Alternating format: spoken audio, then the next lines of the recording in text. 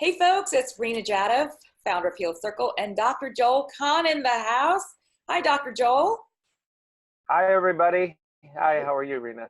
We're talking about your Heal Circle weekly report today. We're going to go through all these amazing new health and wellness tips that you're going to share with us. But first, before we dive in, I'm going to show everybody your new report screen. There it is. So let's get started. What's cool and happening? You said the plant paradox and the oxygen paradox. Don't hold your breath for health. All right, what's the big news there? You know, I get asked all the time, even though this is now about 2.5 to 3 years old, what about lectins? What about eating beans, peas, lentils? Yes. Are they all bad? Should I just take my pantry and empty every can of kidney beans? Or should I go with the conventional approach that beans are one of the healthiest foods on the planet? And that all stems from a book 2.5 years ago called The Plant Paradox that made the claim that we're all getting sick from eating beans, peas, and lentils properly prepared in traditional ways. And the book has sold so many millions of copies and been translated into so many languages, but it's just based on, the emperor wears no clothes. I don't really dislike the author. I know him very well. He's a cardiac surgeon. I'm a cardiologist, but he has created basically good fiction, or you might say bad fiction. So over to the bottom line for everybody here at this important format. If you have no health problems, beans, peas, lentils in properly prepared forms, because we don't usually open a bag of raw beans and eat them. That would be a rather tooth-cracking endeavor. But if you soak your beans, you boil your beans, you cook your beans, you slow cook your beans, your lentils, and your peas, you are eating truly amongst the healthiest food. I mean, you talk about chickpeas, grana masala, some of the traditional Indian dishes. There's some great research about lowering cholesterol with garbanzo beans, chickpeas. Oh my God, serious science. So I'm a fan of beans, peas, and lentils. And cucumbers. And no, they don't kill you if they are prepared correctly. And I think that's the key. There's a lot of misinformation on how to cook these. And so if you're watching this and you're interested, stay tuned. We're going to do a separate interview just on how do you properly prepare this stuff. Dr. Joel's got an amazing cafe, Green Cafe out in Detroit, and I'm trying to convince him to let us share not only some of the recipes, but also maybe we can convince him into doing a little cooking tutorial. How to make beans the right way. I mean, this, not a lot of us are born with this knowledge, Dr. Joel. Well, if you watch Mom and Grandma, they pretty know how to do this. And as I say, there's really no concern. There's just a lot of hype. Oh, what's next? There's an article all the way to the left, second one down. Totally different topic. When medicine interferes with his libido. And we may be talking to a mixed group of men and women. But, the goal in life is to feel good every day and not require medication. Not all of us are lucky enough to feel good our entire life. And a lot of us are on medication. And, one of the joys in life, I'm a integrative holistic cardiologist. So we don't just talk shortness of breath, chest pain, and blacking out. We talk about sleep. We talk about joy. We talk about relationships. We talk about sexual interest and sexual performance because they are important parts of life. And I'll give a little statistic there in a minute. But anyways, it turns out that blood pressure pills and certain pills for depression, anxiety, and sleep medications can all have a rather negative impact on both male and female sexual interest and sexual performance. And before you rush to necessarily add hormones to your life or necessarily take other approaches, you might look through that list of medications and discuss with your healthcare practitioner. There's some crazy data from Wales, obviously part of the United Kingdom, that if you're in a good relationship, the more frequently you have loving and endearing sex, the longer you live. So we don't want to put a roadblock there because of medication that might be substituted for lifestyle or other choices. So what's the big takeaway? One, if you've got lower libido, take a look at what medicines you're on. Obviously, talk to your doctor about it because some of this stuff could be interfering.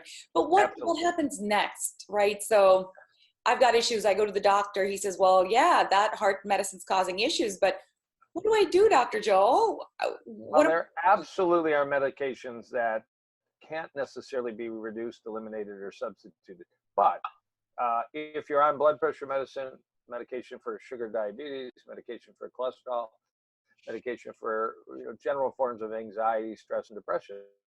I mean, lifestyle can allow you to have a path of changing your food choices, changing your fitness choices, changing your sleep choices, changing your stress management, meditative, yoga choices. And many people have been able to reduce or eliminate certain medications. And then voila, libido's back, performance is back, joy is back, a closer relationship is back. So don't take it necessarily that you're trapped with a list of 4, 8, or 12 medications, and always work with your healthcare practitioner, seeking out good authorities on natural medicine. For sure. And that's where I think I get so excited when I see these wonderful testimonials that come out of those people that do your program, your 14-day online heart health program. And the feedback is amazing. So many of them not only feel better, but they were able to decrease their dosage or get off meds completely. And so maybe this is the straw where, a listener goes, you know what? Yeah, I really need to get my health back, as I can't live with these issues anymore. So great. Thanks for sharing that. All right. What else we've got? Let's see what we have here. Let's go down. Watermelon nutrition, the top. Go to the top, back to the top. Yeah, right here. And it's right there. So you might think, wow, fruit has sugar in it, and fruit is like a Coca-Cola. No. We strongly believe that right now fruit juice has gotten some bad reputation on par with drinking a sweetened beverage like a soda. But whole fruit like a watermelon, I mean, what is the biggest constituent of a watermelon? It's water. How many of us are properly hydrated? Not enough of us. But watermelon is actually very special for its concentration of a amino acid, it's called. Would you think there's protein in the watermelon? Well, there's amino acids. There's one called citrulline, and citrulline supports healthy arteries. Citrulline is a powerhouse, maybe support a healthy blood pressure, actually support healthy sex drive and sex performance, going back to the prior topic, and just generally healthy arteries. So during the season, the watermelon is available. A whole watermelon. I mean, those of us that enjoy watermelon, you can appreciate on a hot day just how quenching your thirst and heat that is. But you might not have appreciated just how healthy it is for the cardiovascular system and, in fact, for the entire body. So don't fear the watermelon. In fact, embrace it. Now, given fall's around the corner and we're starting to see pumpkin everywhere, Right. how does the pumpkin? Yeah, we do want to switch, from those summer fruits and vegetables over to fall, and the whole family of squash and pumpkin and all is where you want to concentrate some of your recipes. That's what we do in the restaurant I'm at. But pumpkin's amazing. I mean, that bright orange color is what are called a rich source of carotenoids. Carotenoids like carrot. Carrot gives you orange color carotenoids. Sweet potato gives you orange color carotenoids. Cantaloupe, and certainly pumpkin. And those are some of the best health promoting foods that are on the planet. They're antioxidants. They make for great skin. They make for great blood vessels and such.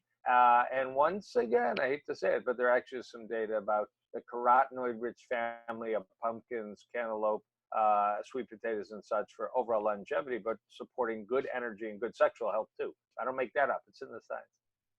Great. I'm glad to hear that. All right. So let's get back to maybe a Dr. couple more. Joel's. Go down a little bit. Let's see. There's a lot of city reviews. I like the one that says Hullabaloo. Yes, Hullabaloo. Yeah. Hullabaloo. That is an interview with one of the world's most prominent food scientists, a professor emeritus at Cornell by the name of Colin Campbell. Wrote a book a few years ago called The China Study, out in its second edition, and sold 3 or 4 million copies. He's a close friend. He's been at my restaurant. We've been on health cruises together lecturing. So there was a report in the news recently that maybe we don't need to cut back on bacon, hot dogs, pepperoni, and burgers, because maybe it's not worth it.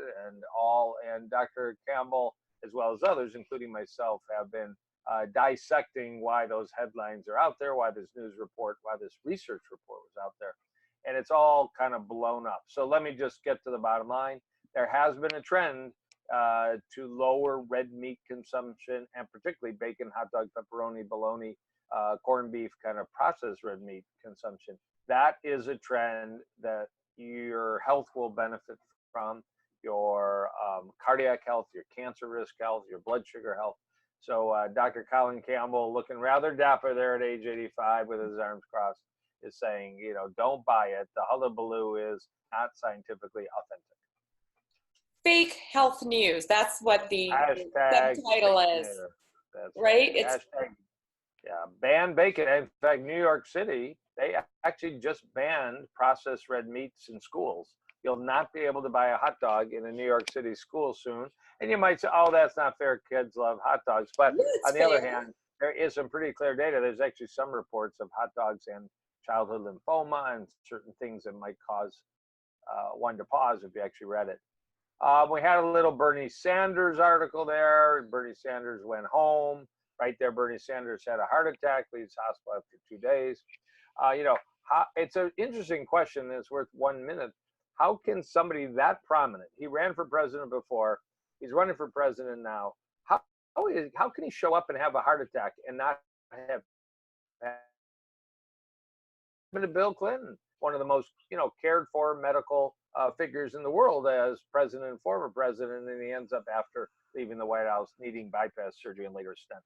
So that is one of the things that we cover in this wonderful program and 14-day programs, which is not just eating well, moving well, sleeping well, and managing stress, but how do you actually get a little better than average heart checkup? And what have I learned over the last 30 years as both a cath lab and preventive cardiologist, so that you don't end up surprised like Bernie Sanders was surprised a few days ago when he, you know, needed to go immediately to the emergency room. Now, you know, if you got heart disease, just don't deal with it as an emergency. Deal with it what we call upstream, when really lifestyle can do some remarkably good and powerful benefits.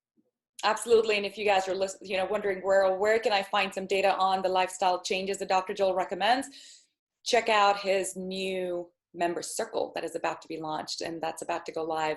Or of course, you can check out his amazing 14-day online program, his online boot camp, which you can access from his website as well. All right, what else? What else are we talking about? Let's pick one more. Go down a little. Actually, this one with the picture of the juice bottles all the way to the right. Yeah. How is this how fructose workens? Actually, go further to the right. This one right here. Yeah, the other juice bottles. So even naturally sweet drinks may increase diabetes risk. This is a very large study that was presented. These are scientific studies. And it's interesting because, you know, some of us grew up with Anita Bryant and a glass of orange juice on TV and in our hands. We certainly have learned over the last decade plus that sugar sweetened beverages, which is a technical term for soda or pop, or energy drinks. I won't name a name, but we all know energy drinks that are red and look like El Toro and such. We all can recognize that those added sugar calories are not promoting health in children or adults. But it's turned out that further studies have said even fruit juice, you know, again, if your choice is a milkshake or a name brand soda or a glass of freshly squeezed oranges, take the freshly squeezed oranges if you're going to drink some. But as a regular habit, fruit juices, it's very different than vegetable juices, but fruit juices can lead to excess weight and increased risk of developing adult diabetes. And that was a report that was a rather powerful, what we call epidemiology study, that maybe you pick a few days a week and you skip your habit of fruit juice. Now, some people do unsweetened cranberry juice for kind of urinary tract issues. Maybe gravitate to unsweetened juices, unsweetened grape juice, but it's not going to give you that sugar rush you're used to, but that's probably a good thing. That makes a lot of sense. All right, I saw one very important piece which said the great ketogenic diet debate. Okay, where do you come in? Yeah, that was an appearance I had on the national TV show, The Doctor Show out of Los Angeles. Within the last year, I reposted it because it's a topic, again, that has come up just this week. There is concerning data that the ketogenic diet, just drop all carbs out, never enjoy a piece of whole wheat bread, don't eat brown rice and such, that you'll lose weight quickly. There's no doubt you can. Atkins diet, you lose weight for the first 10 days, 14 days. But when you look out at 6 months, if you eat a healthy plate of fruits and vegetables, rice and beans, or you eat a very low carb, high fat ketogenic diet, there's no difference in weight loss at 6 months. There's no difference at 12 months to 24 months. But you may be mortgaging your health for the long run. And both my debate on the doctor show and a very recent publication this week by a leading scholarly group of docs said, be concerned doing anything other than a very short spurt of a low carb diet. You got a wedding, you want to fit into your size 6 dress a little bit better, your size 12 dress. You might drop 4 or 5 pounds in a short time by passing up on the bread and eating what's between the bread, which hopefully will be maybe hummus, lettuce, tomato, and sprouts. But long term, 100% whole wheat products and whole grain products are always going to be helpful unless somebody has celiac disease. So the great ketogenic debate is not based on great science that it's a good long-term plan. So you clearly do not recommend it for anyone who's focusing on heart health. I just want to underscore that. Yeah, if somebody's actually already had a heart attack, a stent, a bypass operation, if Bill Clinton were sitting here with me and say, Bill, look at, if you want to lose some weight, maybe we'll try some intermittent fasting or some other approaches, but don't up your meat and butter and cheese intake and drop your brown rice to lose weight. That would not be a good plan for a heart patient. Got it. Right. Okay, Dr. Joel, we got time for one more. There is an article about fasting while you're eating. That seems like exercising while you're sitting. It doesn't seem to make sense. But there actually is a research project from University of Southern California, the world's leading nutrition expert, Dr. Walter Longo, originally from Italy, who has developed a diet that's been studied and researched in animals and humans more than any other diet project sponsored by our National Institutes of Health. But the bottom line is this alternative to jacking up your meat, cheese, butter, and coconut oil, the ketogenic diet. Dr. Longo designed something called the fasting mimicking diet. You eat about 800 calories a day, which isn't your full complement of calories, but it's enough to function pretty well as opposed to just maybe trying to drink water all day long.